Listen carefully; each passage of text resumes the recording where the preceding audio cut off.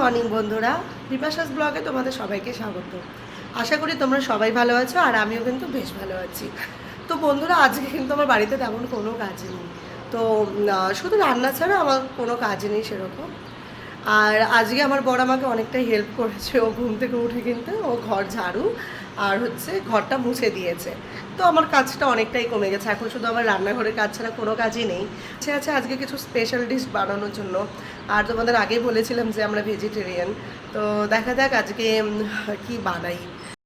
কিন্তু চা বানিয়ে নিলাম, এবার আমরা চাটা খেয়ে নেবো। চা খেয়েও বেরিয়ে যাবে, তারপর কিন্তু আমি রান্নাঘরে ঢুকবো।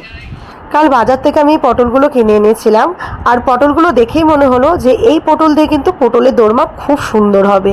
তো দেখো, পটলের সাইজটা খুব সুন্দর, আর এই পটলটা কিন্তু দোরমার জন্য বেস্ট। তো বন্ধুরা, তোমরা সাথে থাকো অ্যান্ড দেখতে থাকো আমি কিভাবে পটলের দোরমাটা বানাই।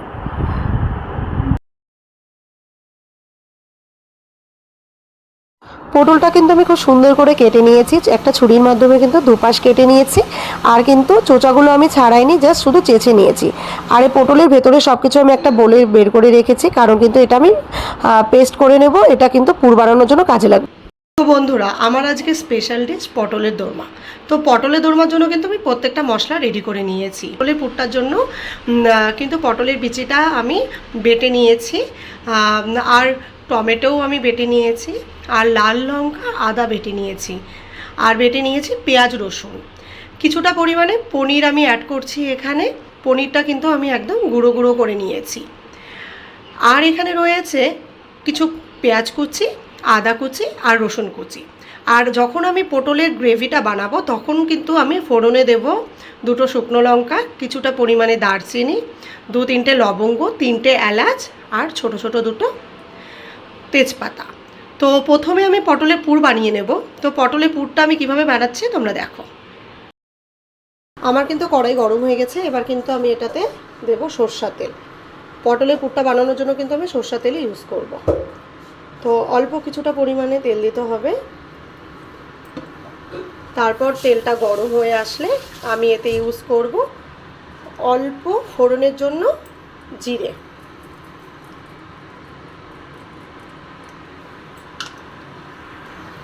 আর আমার কিন্তু জিরেটা ফোড়ন হয়ে গেছে। এবার আমি কিছুটা পরিমাণে দেব পেঁয়াজ কুচি। আর পেঁয়াজ কুচিটা অল্প হালকা ভাজা হয়ে গেলে কিন্তু আমি এটাতে দেব অল্প কিছু পরিমাণে রসুন কুচি আর আদা কুচি। এবার রসুন আর আদাটা অল্প ভেজে নেব।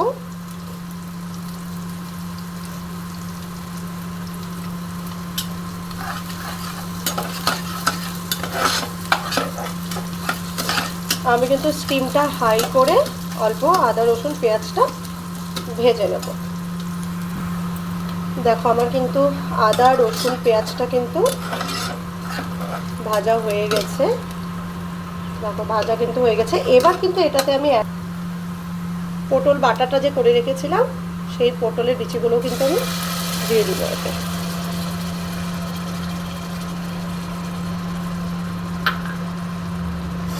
এবার এটা দিয়ে আমি ভালো করে নাড়ব।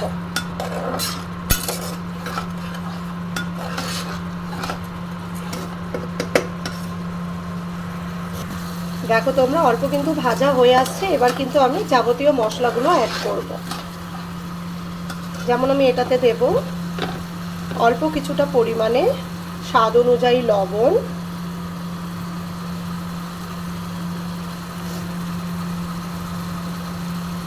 হলুদ গুঁড়ো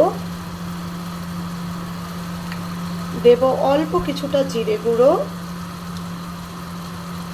জিরে গুঁড়োর থেকে একটু পরিমাণে বেশি ধনে গুঁড়ো, আর অল্প কাশ্মীরি লঙ্কা গুঁড়ো দিচ্ছি আমি, অল্প জাস্ট কালারের জন্য। আর ছিল আমার আগে থেকে বেটে রাখা অল্প টমেটো বাটাটা, এটা দিয়ে দেব। আর এখানে আমি পেঁয়াজ রসুন বেটে রেখেছিলাম, এটাও কিন্তু আমি অল্প দেব। বাস, দিয়ে কিন্তু আমি এটাকে কিন্তু সুন্দর করে একদম লো স্টিমে কিন্তু আমি এটাকে কষিয়ে নেব। সুন্দর করে নেড়ে চেড়ে একদম লো স্টিমে এটাকে কষিয়ে নেব। মশলাটা দিয়ে যতক্ষণ না তেল ছাড়বে ততক্ষণ কিন্তু আমাকে একটু পরপরই নাড়িয়ে নিতে হবে। আর একটু পরপর যদি না নাড়িয়ে নিই তাহলে কিন্তু লেগে যাবে আর টেস্টটা কিন্তু একদম খারাপ হয়ে যাবে। তো কিছুক্ষণ পরপরই কিন্তু আমাকে এরকমভাবে নাড়িয়ে নিতে হবে। আর যখনই তেলটা ছেড়ে যাবে তখন কিন্তু আমি পনিরগুলো অ্যাড করে দেব। দেখো আমার কিন্তু মশলাটা অনেকটাই হয়ে গেছে, একটু তেলও বেরিয়ে গেছে, আরও একটু কিন্তু হবে। আর বাকিটা কিন্তু আমি পনিরটা দেওয়ার পরে দুটোকে একসাথে কষিয়ে নেব। আমি কিছুটা পনির দিচ্ছি এখানে, আর কিছুটা আমি রেখে দেব, ওটা কিন্তু আমি গ্রেভিটা করার জন্য ইউজ করব। তো আমি পনিরটা দিয়ে এবার কিন্তু সবগুলোকে সুন্দর করে নাড়িয়ে চাড়িয়ে কিন্তু আবার আমি কষানো শুরু করে দেব।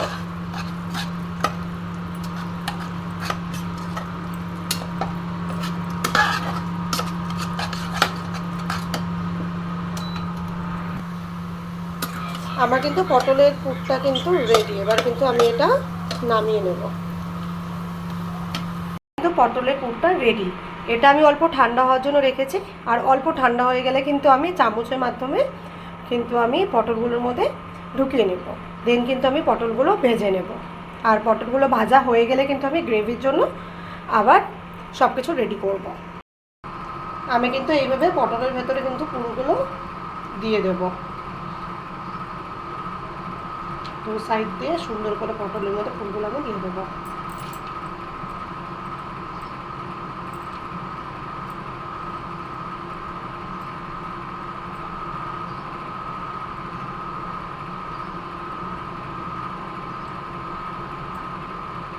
এভাবে কিন্তু আমি প্রত্যেকটা পটল করে নেব। আমার কিন্তু প্রত্যেকটা পটলে পুর ভরা হয়ে গেছে। আর ওইদিকে আমি কড়াইও বসিয়ে দিয়েছি, তেলটা গরম হলে কিন্তু আমি এটা ভেজে নেব। কিন্তু তেলটা গরম হয়ে গেছে, এবার কিন্তু আমি একটা একটা করে প্রত্যেকটা পটল দিয়ে দেব। একবারে খুব বেশি দেব না, অল্প অল্প করে দেব, যাতে আমি সুন্দর করে ভেজে নামাতে পারি।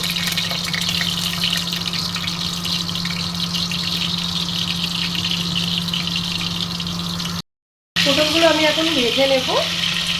আর একবারে কিন্তু আমি অনেকগুলো পটল দেব না, কারণ একবার অনেকগুলো দিলে কিন্তু ভাজতে প্রবলেম হতে পারে এবং ভেঙে যেতে পারে।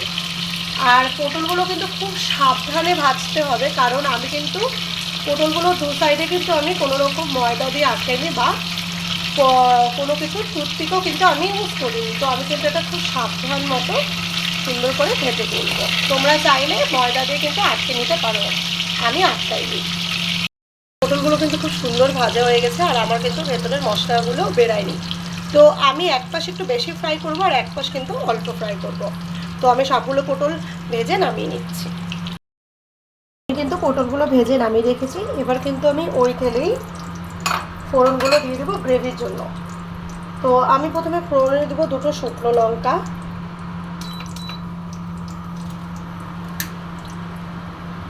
কয়েকটা দারচিনি, কয়েকটা লবঙ্গ, দুটো তেজপাতা, আর কিন্তু কয়েকটা এলাচ।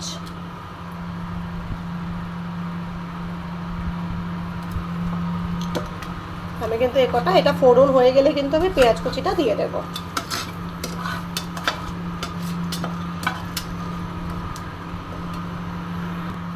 আমার কিন্তু ফোড়ন হয়ে গেছে, এবার কিন্তু আমি দিয়ে দেব পেঁয়াজ কুচিগুলো।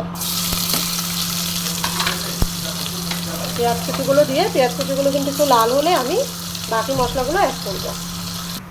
পেঁয়াজটা কিন্তু লাল করে ভাজা হয়ে গেছে। এবার কিন্তু আমি এটাতে আগে থেকে যে আদা আর লাল লঙ্কা যে আমি পেস্ট করে রেখেছিলাম ওটা কিন্তু আমি দিয়ে দেবো। আর দিয়ে দেবো পেঁয়াজ রসুন বাটাটা।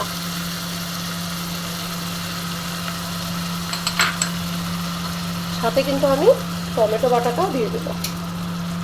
সব মশলাগুলো আমি একসাথে দিয়ে, যে বাটা মশলাগুলো ছিল সেগুলো কিন্তু আমি একসাথে দিয়ে অল্প নাড়িয়ে নেব। আর এটা অল্প ভাজা হয়ে গেলে কিন্তু আমি এটাতে নুন হলুদ সবটা অ্যাড করবো। এটাকে একটু ভালো করে নাড়িয়ে নিতে হবে। এবার কিন্তু আমি এটাতে অ্যাড করব পরিমাণ মতো নুন,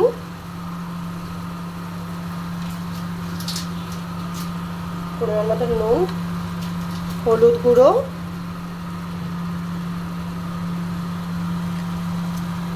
জিরে গুঁড়োটা অল্প ইউজ করব, আর এটাতে আমি একটু বেশি পরিমাণে ইউজ করব ধনে গুঁড়োটা, তাহলে কিন্তু স্মেলটা খুব সুন্দর হয়। আর অল্প কিছু পরিমাণে চিনিটা তোমরা স্বাদ অনুযায়ী দিতে পারো, চাইলে নাও দিতে পারো। এবার কিন্তু এটাকে আমি সবগুলোকে আবার সুন্দর করে কষিয়ে নেব।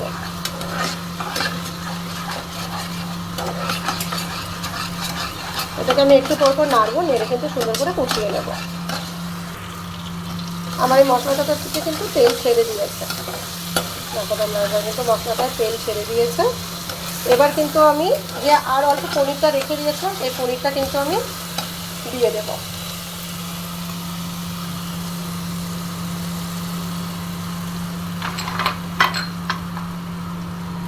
কিন্তু আমি দিয়ে দিচ্ছি।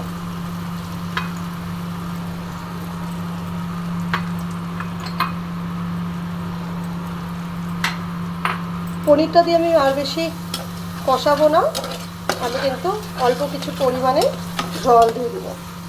এই ধরো আমার কোয়ান্টিটি অনুসারে 2 কাপ জল দিলেই আমার হয়ে যাবে। তোমরা তোমাদের গ্রেভি অনুযায়ী তোমরা জল দেবে। আমি অল্প হালকা নাড়িয়ে কিন্তু এবার জল দিয়ে দেবো। এবার কিন্তু আমি জলটা দিয়ে দেবো।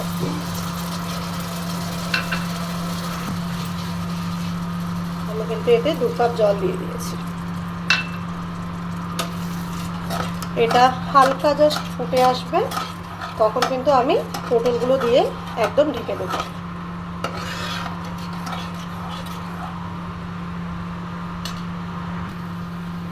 আমার কিন্তু এটা ফুটে গেছে। আর এবার কিন্তু আমি ভেজে রাখা পুর ভরা পটলগুলো কিন্তু দিয়ে দেব। এবার কিন্তু একদম স্টিম আমি লো করে দেব। আমি একটা একটা করে প্রত্যেকটা পটল সুন্দর করে সাজিয়ে দেব। তো আমি সুন্দর করে সাজিয়ে দিয়েছি। এবার কিন্তু আমি ঢাকনাটা দিয়ে দেব। লো স্টিমে কিন্তু আমি ঢেকে দেব। আমার কিন্তু পটলের দোরমা একদম রেডি। তো এবার আমি শুধু নামিয়ে নেব। আর নামানোর আগে কিন্তু আমি অল্প গরম মশলার গুঁড়ো, অল্প কিছুটা গরম মশলার গুঁড়ো আর কিন্তু অল্প আমি ঘি দিয়ে নামিয়ে দেব। অল্প কিছুটা পরিমাণে ঘি আর গরম মশলার গুঁড়ো, আর এটা দিয়ে কিন্তু আমি অল্প জাস্ট হালকা নেড়ে নেব। নেড়ে নিয়ে কিন্তু আমি ঢেকে দেব। হালকা নেড়ে নিয়ে কিন্তু আমি, যাতে গরম মশলা গুঁড়োটা মিশে যায় সেইভাবে কিন্তু আমি নেড়ে এটাকে ঢেকে দেব, যাতে গরম মশলার আর ঘিয়ের গন্ধটা না বেরিয়ে যায়। আর এটা কিন্তু আমি ঢেকে কিন্তু একদম ডিরেক্ট নামিয়ে ফেলবো। আমার কিন্তু পটলের দোরমা রেডি।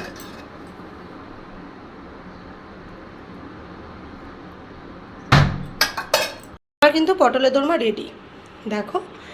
আর এই পদ্ধতিতে কিন্তু তোমরাও বাড়িতে রান্না করে খেতে পারো, আশা করি ভালোই লাগবে। তো বন্ধুরা, আজকে আমি এই পর্যন্তই রাখছি। আবার তোমাদের সাথে দেখা হবে আমার নেক্সট ব্লগে। আশা করি তোমাদের আমার এই ব্লগটি ভালো লাগবে। আর যদি ভালো লেগে থাকে তাহলে কিন্তু অবশ্যই আমাকে সাপোর্ট করো অ্যান্ড চ্যানেলটি সাবস্ক্রাইব করে দিও।